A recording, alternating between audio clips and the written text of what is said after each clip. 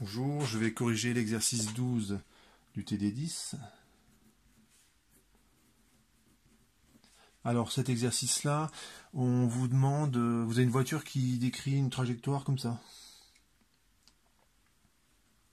Une bosse, puis après un creux.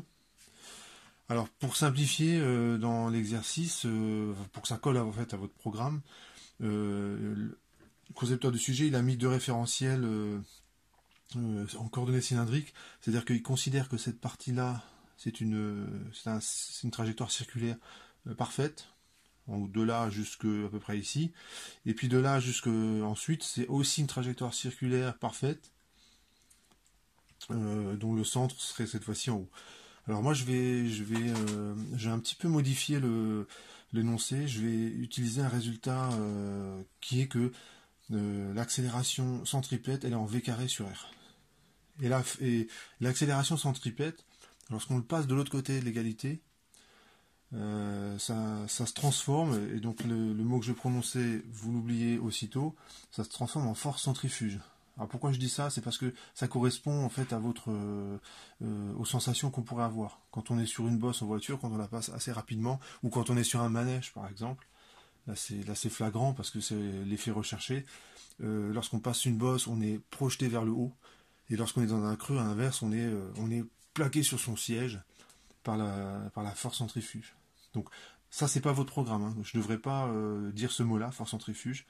Donc vous l'oubliez aussitôt. Mais c'est en gros, il n'y aurait pas grand chose à faire pour vous parler de ça. Donc l'accélération, je l'écris en vert dans le coin, l'accélération en cylindrique, c'est r secondes moins r θ point carré plus r point θ point plus r θ seconde. Bon, le z seconde ne m'intéresse pas trop dans cet exercice, parce qu'il ne se passe rien sur Z. Donc, hop, ça c'est nul, ça c'est nul, ça c'est nul, ça c'est nul. Ça c'est pour un mouvement circulaire uniforme. Et comme je connais très bien mon cours, donc il me reste que ce terme-là. Et comme θ point, comme je connais très bien mon cours, la vitesse, ça va être r θ point suivant θ. Donc le θ point, c'est v sur r. Donc je répète, v, si v vaut r θ point, j'enlève les vecteurs. Je fais comme s'il n'y avait pas de vecteur. Si v égale r θ point, ben θ point c'est v sur r. Vous faites le calcul. Ça fait moins v sur r suivant e de r. Donc ce résultat, voilà, l'avantage c'est qu'il est assez simple. La vitesse, vous savez ce que c'est, le rayon de courbure, c'est un truc qu'on peut estimer facilement. Hein, on regarde la bosse, hop, on arrive à estimer le rayon de courbure. Et donc l'accélération, quand le véhicule est là, c'est une accélération centripète qui est comme ceci, et qui en module vaut v carré sur r, en module.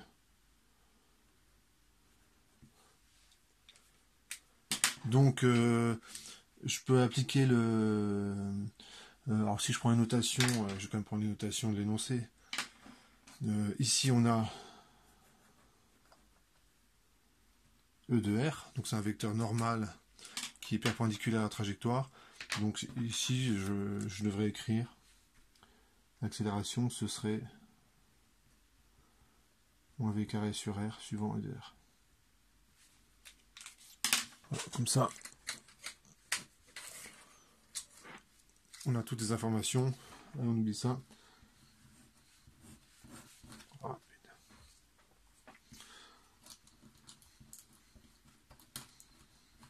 Voilà. Donc j'applique la méthode référentiel terrestre supposé galiléen.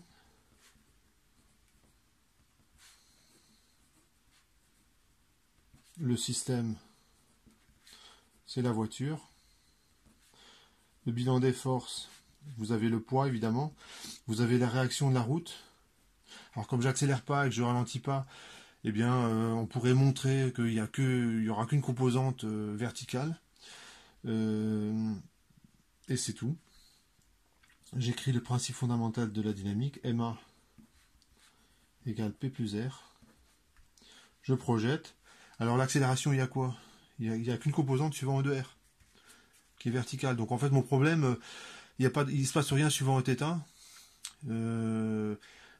Et tout se passe à la verticale, suivant le vecteur, ici, E de X. L'axe vertical, c'est X. Je vérifie juste que c'est bien X.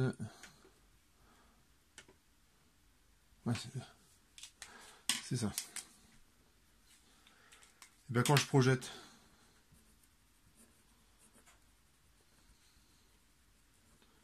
donc c'est un cas particulier où E de R, il est confondu avec E de X. Donc c'est vraiment le cas particulier, c'est quand je suis au sommet de la bosse.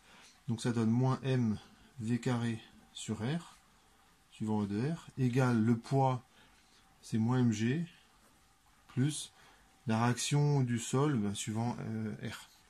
Donc R de R, ça vaut mg moins m v carré sur R.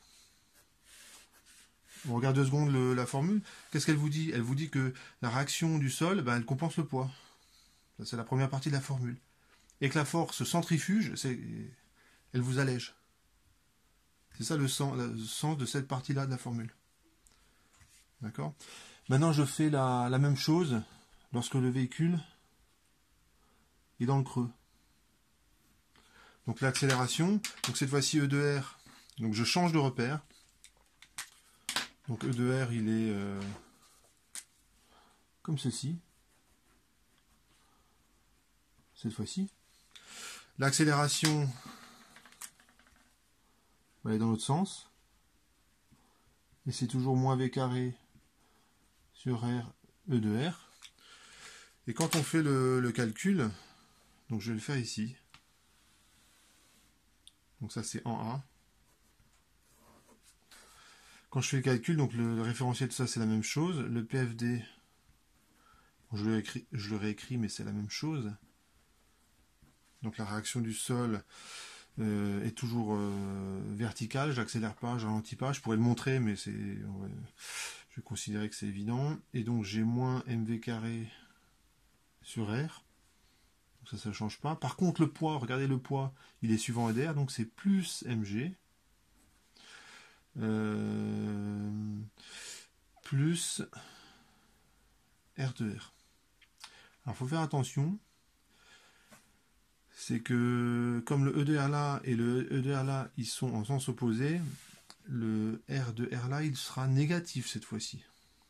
Donc ce que je vais exprimer dans la ligne d'après, c'est pas R de R, mais moins R de R, comme ça je peux le comparer à celui-là. Donc ça fait mg plus mv carré sur R. Donc je répète, le signe moins qui est là, c'est simplement pour tenir compte du fait que le E de R là, il est vers le bas. Donc si la composante suivant E de R de la réaction du support est négative, j'ai bien une réaction du support qui est vers le haut. Et quand vous regardez cette formule, qu'est-ce qu'elle veut dire? Il y a toujours le poids.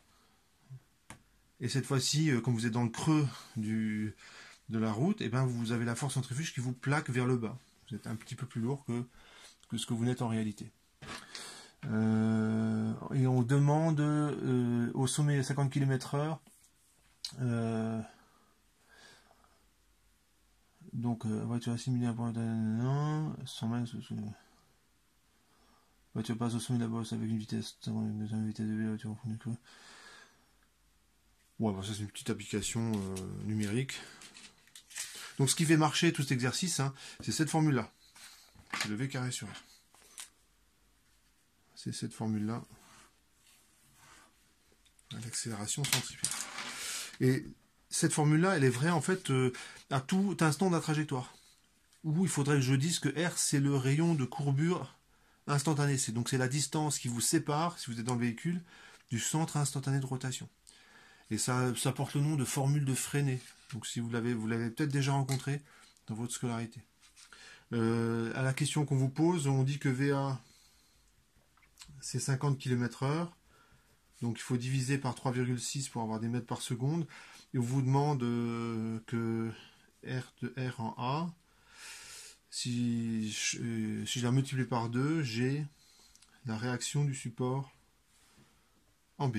Donc ici je mets le signe moins, toujours pour la même raison. Hein. Le E de R là est vers le bas, alors que le E de R là est vers le haut. Donc ici, il ne faut pas que j'oublie le moins. Et donc on fait le petit calcul, ça fait moins 2, enfin ça fait 2mg moins mv A carré sur R. Ici on est en A, et là c'est en B, égale mg plus mvb carré sur R. Et on vous demande, j'isole VB. Donc ça fait tout calcul fait, les masses se simplifient, je multiplie par R. Donc ça fait... Alors, ça fait G moins RG, pardon, moins 2 V 1 carré.